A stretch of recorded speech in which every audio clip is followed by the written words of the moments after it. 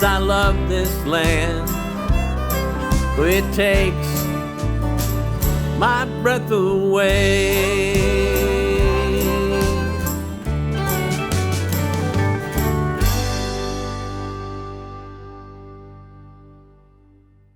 Welcome to Texas 10. I'm Melissa. And I'm Steve. And we've been spending the last 5 years on our weekends and any time we've got traveling the back roads of Texas. Can't beat it. It's the most fun thing you could ever do. So today we're going to go to East Texas, and we are going to go to actually a very historical town, Nacogdoches, Texas. Nacogdoches has got so much going for it, and it is a very historical town. When there's a little bit of controversy about the oldest town in Texas, but Nacogdoches is certainly in the running. It was established, first it was established by the Caddo Indians, and a particular tribe is where the name Nacogdoches comes from. And then, the French had Louisiana, and Spain was a little concerned about in France establishing themselves in the New World, and so they sent people to the area around Nacogdoches to establish sort of a trading post, a mission to colonize or Christianize the Native Americans, and just be a presence right up against the French. So that was sort of the beginning of European civilized Nacogdoches, and that occurred really, really early. It was in the early 1700s, and you can learn more about that at one of the best visitor centers in Texas. Yes, that's where I would say to start when you visit Nacogdoches. It was amazing. It's downtown. The nicest guy was curating the center, and they have a wonderful little museum right there in the Visitors Museum. In fact, did you know that the first oil well was actually not Spindletop? It was actually, I forgot the name of it, but it was in the area. But it was before we had a lot of use for the oil, so it didn't get the fame that Spindletop did. Right. It also didn't shoot like 1,000 feet into the sky. There was also an exhibit about the space shuttle that the Columbia, they had, I guess some pieces had fallen over Nacogdoches. Mm-hmm. And then it talks a lot about the history of the area from the Texas Revolution all the way to now. And in fact, it's very interesting to me is actually more flags flew over Nacogdoches than the state of Texas. You've heard about the 6 flags of Texas. Well, in Nacogdoches, there were actually 9. 9 flags of Nacogdoches. And those flags all flew at where we stayed, the Fredonia Hotel. Okay, there was lots to like about Nacogdoches, but that was the highlight for me. I could just picture the Rat Pack coming and laying out by the pool, or maybe singing to me while I lounged by the pool. It is a mid-mod century hotel that they have redone, and it is absolutely beautiful. We stayed in one of the rooms that they call the cabanas, kind of that surround the pool. They also have a high rise. It was really the crowning jewel of downtown. And it is remarkable. I believe it was actually built by the citizens. It wasn't a private corporation. And man, did they do themselves justice, because if you want just a relaxing weekend, like there's a great restaurant in there, a steakhouse in there. There's a very hip bar. Stephen F. Austin Alumni Association was having a big party the night we showed up. They know how to party. Those lumberjacks. Right. But man, like, let's say you can just imagine, the Rat Pack just jumps to your mind. The furnishings are all like that. The rooms are great, and for a very reasonable price. So of the places we've stayed in Texas, the Fredonia ranks way up there. In fact, I would do a girls' weekend because you could stay at the hotel, and actually they have quite a bit of great shopping downtown, especially if you're a picker and you like antiques and stuff. There was a lot of great shops, and there was one that wasn't downtown that I really liked that was called the Fortney House. Well, so first of all, if you've been in town for as long as Nacogdoches is, you're going to have a bunch of old stuff, right? So that's great. And like Melissa said, it's all over downtown, but the Fortney House, I mean, it is unbelievable, the different sorts of, I call them artifacts with an emphasis on the art part of it. Right. Just really, really high quality stuff. And we're thankful to meet the proprietor, and he took us around. He spent a lot of time with us.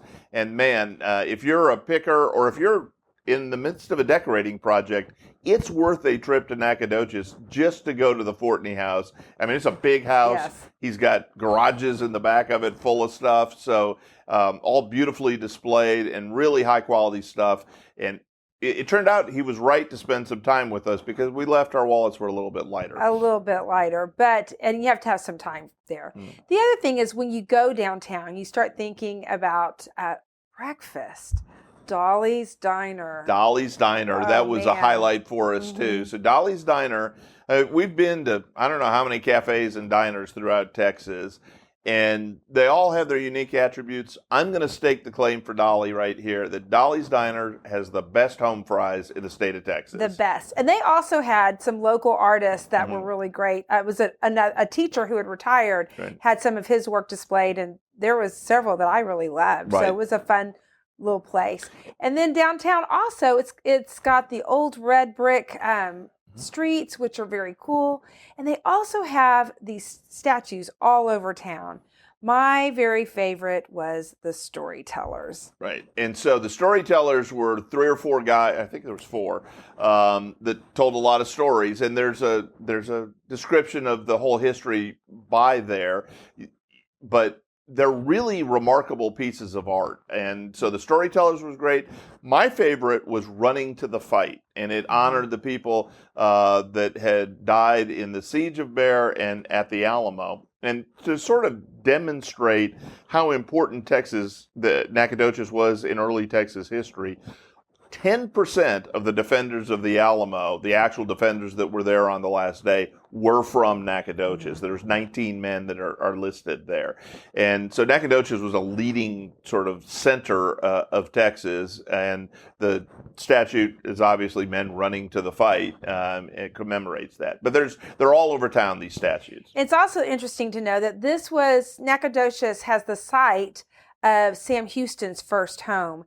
And I read too, he kind of fell in love with the girl there in Nacogdoches, and then she said no sir, because he had not gotten a divorce from the wife in Tennessee. Right. I thought that was a fun little fact. Right. So Sam Houston's love life is a part of Texas. Real Texas historians, they argue over Sam Houston's love life quite a bit. But that was his first residence in Texas when he came from Tennessee, the first place he came, and he was quickly recognized in the community. I mean, he was sort of famous already. People talked about him being president when he was in Tennessee. And so he was early on a leader in Texas politics, representing the Nacogdoches area. And if you're an architect buff, there's beautiful homes. There was an architect named Rolfs, Rulfs, Rolfs, and he was of German descent. And he actually designed a lot of the downtown buildings and many homes around the area. And they're all very different. And that's the thing about him, is he was somewhat eclectic in his style. But it's worth taking a look at some of the homes that he designed and some of the downtown buildings. Right. So you can start at Dolly's for breakfast. You can do some shopping on the mall. You want to go to the visitor center. I would encourage you to stop by the campus of Stephen F. Austin, the Lumberjacks. What's that again, Steve? The Lumberjacks. And on the campus is what they call the Old Stone Fort. Now, the Revolution in 1836 wasn't the first time we'd had the idea that we weren't going to be ruled by the Mexicans. There were 2 or 3 other attempts, one of them being the Fredonia Revolution, which is where the motel gets it, or the hotel gets its name. And so all of them started at the Old Stone Fort. So it's a site of importance for Texas independence, real rebels there, very independent people, and I'm sure the students at Stephen F. Austin model that. Right. It's right in the middle of the campus, and the campus actually itself is very beautiful.